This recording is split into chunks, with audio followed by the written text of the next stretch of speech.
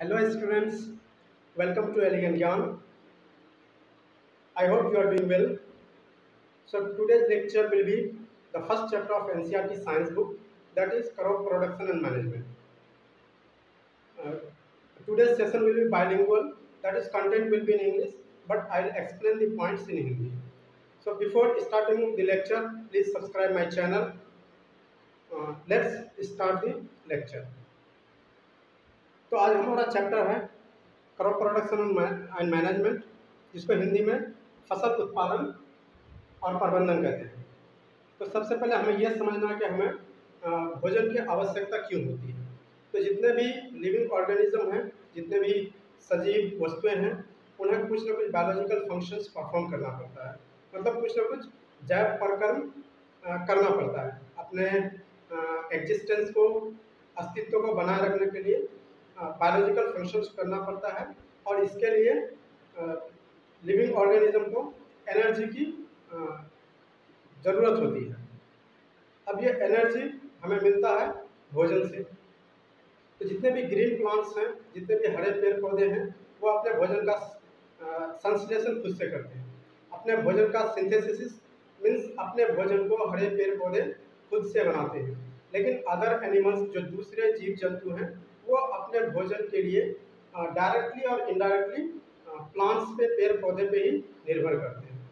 अब वर्ल्ड की इतनी बड़ी पॉपुलेशन के लिए हमें फूड को अवेलेबल कराने के लिए इसका प्रोडक्शन, रेगुलर प्रोडक्शन फूड का होना चाहिए, और इसका डिस्ट्रीब्यूशन होना चाहिए, और प्रॉपर मैनेजमेंट होना चाहिए। तो सबसे पहले हमें यह समझना है कि क्रॉप किसे कहेंगे। तो क्रॉप जब सेम काइंड्स के प्लांट्स को एक लैंड में बहुत बड़े पैमाने पे, ऑन लार्ज स्केल, जब ग्रो किया जाता है तो हम उसे क्रॉप कहते हैं। अब इंडिया में अलग अलग रीजन में अलग अलग क्लाइमेटिक कंडीशन है, टेम्परेचर अलग है, सॉइल का जो प्रॉपर्टीज़ है वो डिफरेंट है अलग अलग रीजन में। तो क्रॉपिंग पैटर्न के बेसिस पे हम क्रॉप को ब्रॉडली 2 कैटेगरीज में कैटेगराइज करते हैं। तो सबसे पहले खरीफ क्रॉप उन क्रॉप्स को कहते हैं जिसका कल्टीवेशन रेनी सीजन में किया जाता है। मीन्स बारिश के मौसम में खरीफ क्रॉप का प्रोडक्शन किया जाता है। फॉर एग्जांपल खरीफ क्रॉप में आ जाएगा आपका पैडी, धान, जूट, कॉटन, मैज, ये सभी आ जाएगा आपका खरीफ क्रॉप में।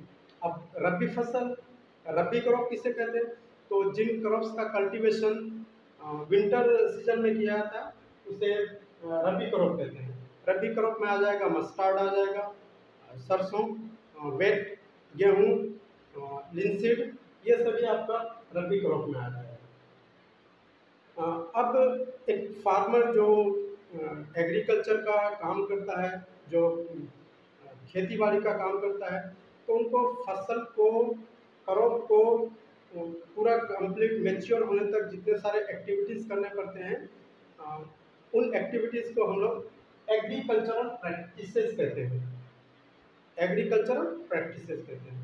तो जितने भी एग्रीकल्चरल प्रैक्टिसेस होते हैं वो यहाँ पे लिस्टेड है।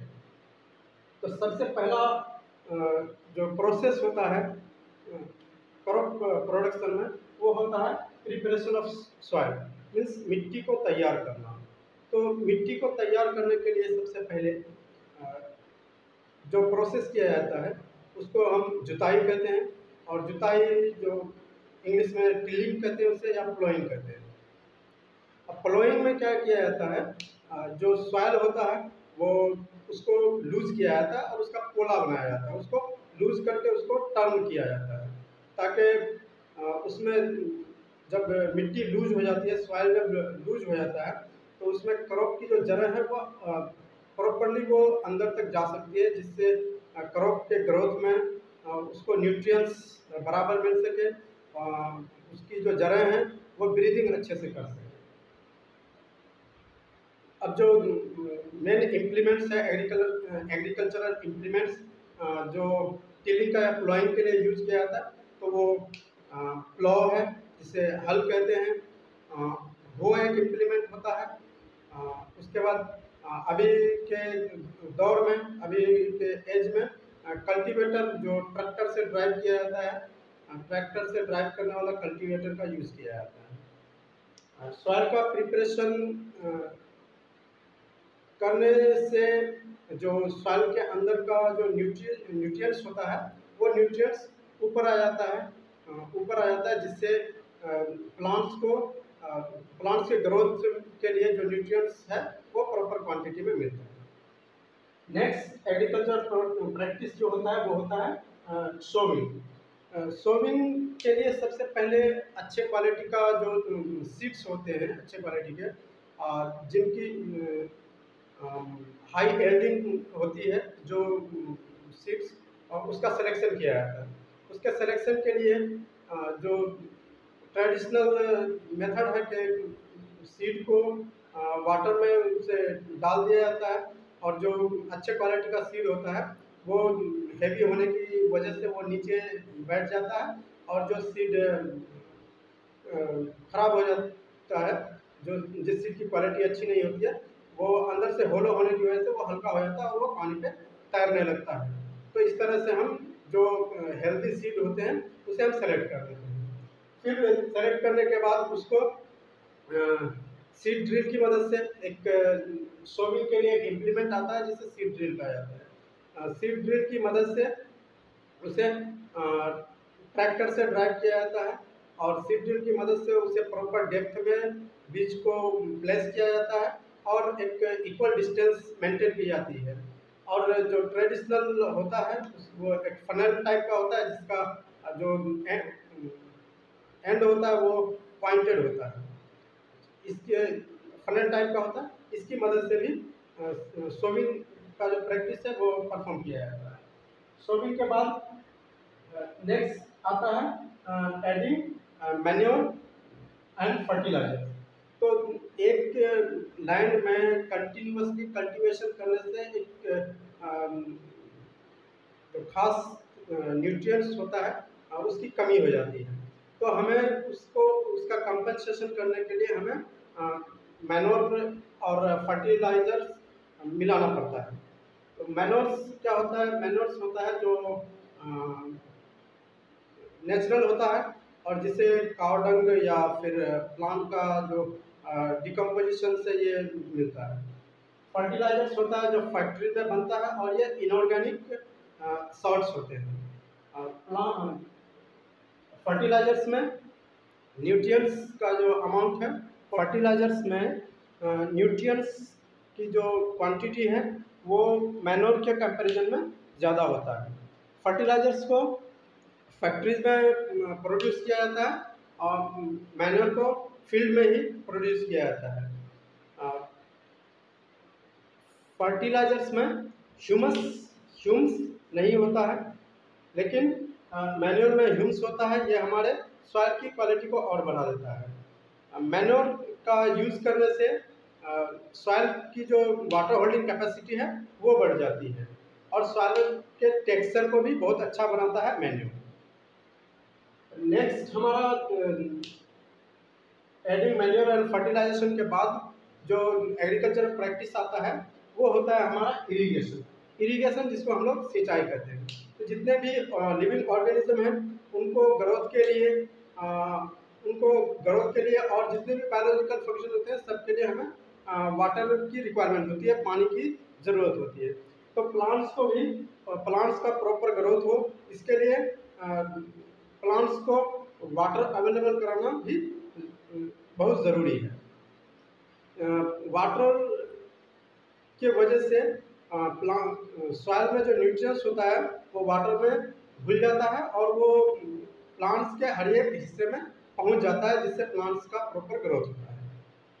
अब इरिगेशन के लिए जो ट्रेडिशनल मेथड है वो हमारा वेल है, कुआं, पॉन्ड है, तालाब, कैनल्स है, नहर सिस्टम है।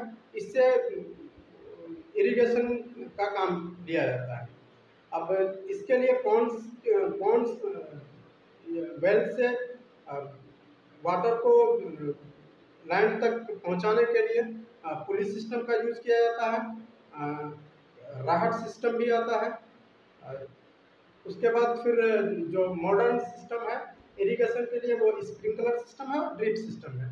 स्प्रिंकलर सिस्टम में एक मेन पाइप होता है, फिर इस पाइप पे इक्वल डिस्टेंस पे छोटे छोटे पाइप लगे होते हैं जिसके टॉप एंड पे रोटेटिंग नोजल्स लगे हुए होते हैं। जब अंडर प्रेशर वाटर को सप्लाई किया जाता है तो ये नोजल्स वहाँ पे रोटेट करने लगते हैं, और जिसकी वजह से जो इरिगेशन होता है वो लगता है कि रैन के जैसा, मतलब जैसे बारिश हो रही है ऐसा इरिगेशन किया जाता है। फिर नेक्स्ट आता है ड्रिप सिस्टम। ड्रिप सिस्टम उन रीजन्स के लिए ज़्यादा यूजफुल होता है जहाँ पे वाटर की स्कार्सिटी होती है, मीन्स पानी की कमी होती है।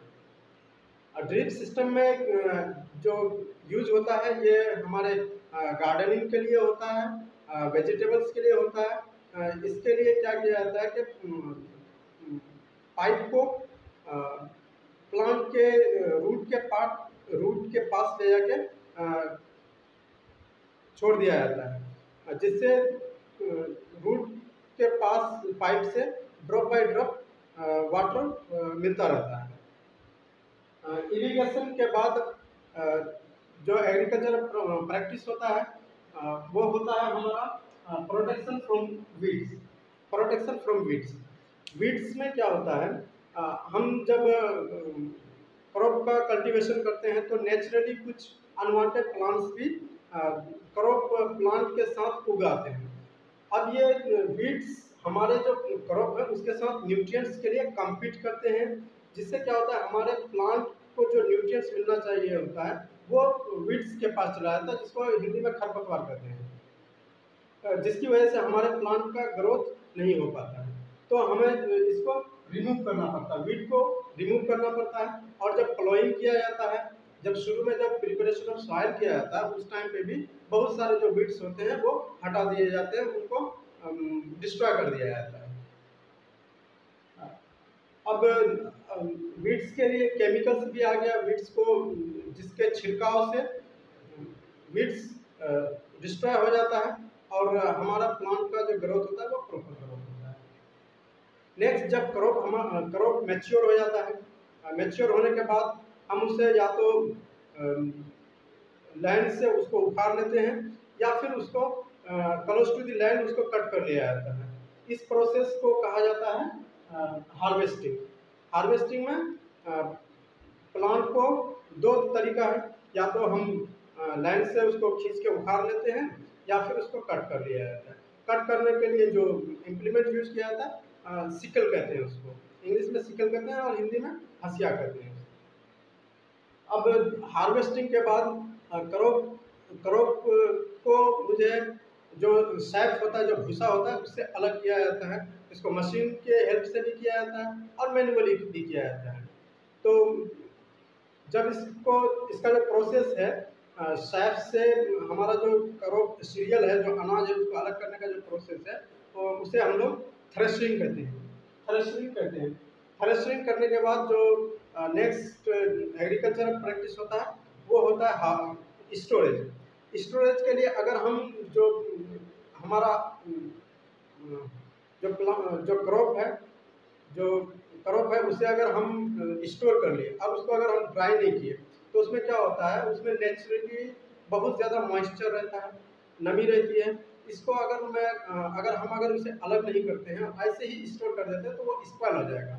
तो हमें स्टोर करने से पहले जो मॉइस्चर रहता है उसे रिमूव करना पड़ता है, उसे ड्राई करना पड़ता है। ड्राई करने से मॉइस्चर अलग हो जाता है और हमारा क्रॉप रेडी हो जाता है स्टोरेज के लिए। स्टोरेज के लिए जूट का जो बैग होता है, जूट का बैग में उसको स्टोर किया जाता है, और जहाँ पे स्टोर किया जाता है वहाँ पे टेम्परेचर वेल मेंटेन होना चाहिए। फिर हम ये सारा प्रोसेस मेरा कंप्लीट हो जाता है। तो इसके साथ ही जो आज की क्लास है हमारी, ये क्लास फिनिश होती है।